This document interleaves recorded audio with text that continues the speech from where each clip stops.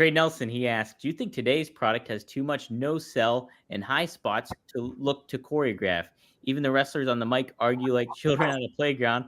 Will ever see another attitude era? Lots to take in there, Rob. So do you think there's too many no selling and high spots that look choreographed? And what do you think about people on the mic exchanges, promo people on promos lately? Right. Love you, baby. Love you, D. Love you, Jennifer. That's awesome. Yes. I mean, what can I say? I did an interview with Bill Apter. I think this was the interview the other day where I was asked, it was either by him or maybe by someone else. I do several. But anyway, was I okay with the way that the business was changing and that it was, maybe it was even you that asked me, but I was like, I kind of am because I have to be, and it's evolving. It is what it is. So that is part of that. But for me, because I have my perspective is rooted in my old school foundation. Yeah, I look at a lot of that as steering away from what it should be and what was instilled into me when I was training. So it used to be way back in '89 when I started schooling with the original Sheik. The number one rule in the business was to protect the business at all costs because everyone made their living off of that, off of drawing fans in. They didn't want to kill the business. They didn't want to, they wanted people to be into their storylines and their matchups. It was very important and crucial for them. And I broke in where it was like, I guess, the tail end of that, probably. And because of that, it was a lot stiffer. In All Japan, we beat the shit out of each other. When I got trained with Sheik, if I ever had a black eye, a broken nose, or busted open or whatever, they always told me it said it was too, it's good for the business. And I always felt like it was all through ECW. I always loved when I had like a black eye, which was very often. And I loved it. I thought that it made me feel more like a fighter. Now, because society has changed so much, today's product of wrestling has evolved into a work safe, friendly environment with equal opportunity.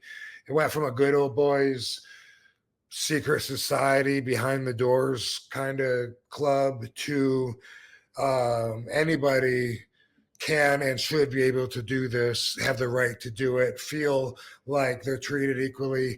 And, I'm not sure it was meant to be that, but that's where I see today's product, like it's on the verge of that, of doing that transformation. And because of that, it's more important, to, not for me, but it seems like it's more important for today's wrestlers, especially if they're just trained today with today's values. I think the number one rule, instead of protect the business at all costs, now I think the number one rule, maybe, and for sure at some schools, I've heard this is fact, the number one rule is safety first. And if I get asked, how'd you make those kicks look so good? It was not worrying about the safety, not having that pressure of, oh my God, I better make sure he's looking at me right now and he's completely ready for me.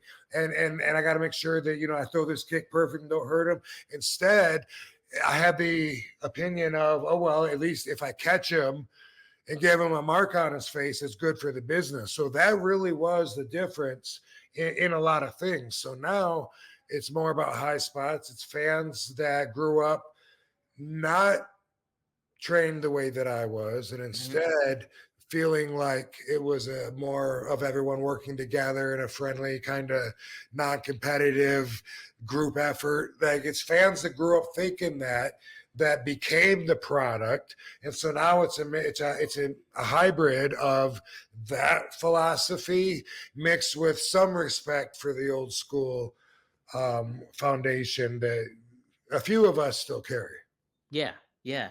And you've mentioned it before, and I know Sabu's mentioned it before too. Is like when she taught you guys, it was all like ground wrestling and making it look like keeping the legitimately keeping the other person down and trying to like, beat the other person in a lot of ways. And like, so you have that kind of foundation of it all. And And what that did for us was it gave us a mhm, mindset that was unchangeable, so that when we have it turned on and we're into our character and we're in the middle of a match or a fight, we don't check in and out of it. We don't check in and out of it. You know what I mean? Like we're yeah, committed. yeah, We're committed. There's no slow mode, and that's the kind of thing that keeps us from exposing things that are now right there for everyone to see. Like, okay, look, there's 15 people standing there with their arms up waiting to catch somebody that hasn't even gone off the other ropes yet, right? There's yeah, not room for that if you have the mindset that I do. yeah, If me and Sabu were in that group of 15 people, we'd be punching everybody around, yeah, bam, bam, bam, until the last second, and then we'd get hit by it, and then there'd be a reason to be on the ground.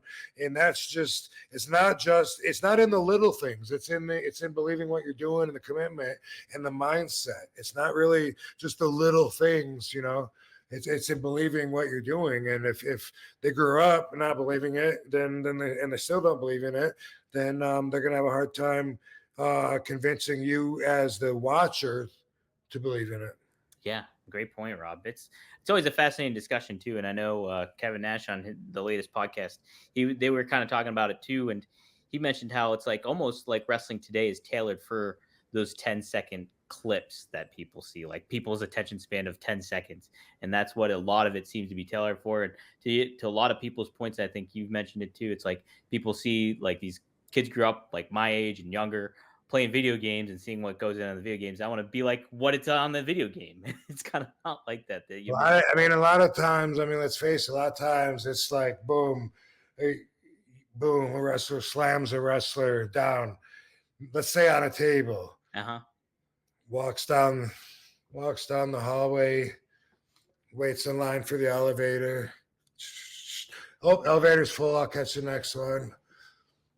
Next one, comes on, ding, it opens up. Oh, after you, gets on the elevator, hits three, goes up on the elevator, boom, goes out. Excuse me, how do I get to the bleachers? Oh, it's just, okay, thank you. Goes out, walks out there, and crashes through. And then the people will still pop for them, so they don't know that what they just did is the stupidest thing that's ever been done in wrestling. Yeah. Yeah. You want to make sure those the stakes are always there, and you don't. It's just about the end result to them. They're not worried about protecting the business along the way because they don't think there's anything to protect anymore. But it still comes out in our art form, Mhm. and that's the difference. Yeah. 100%.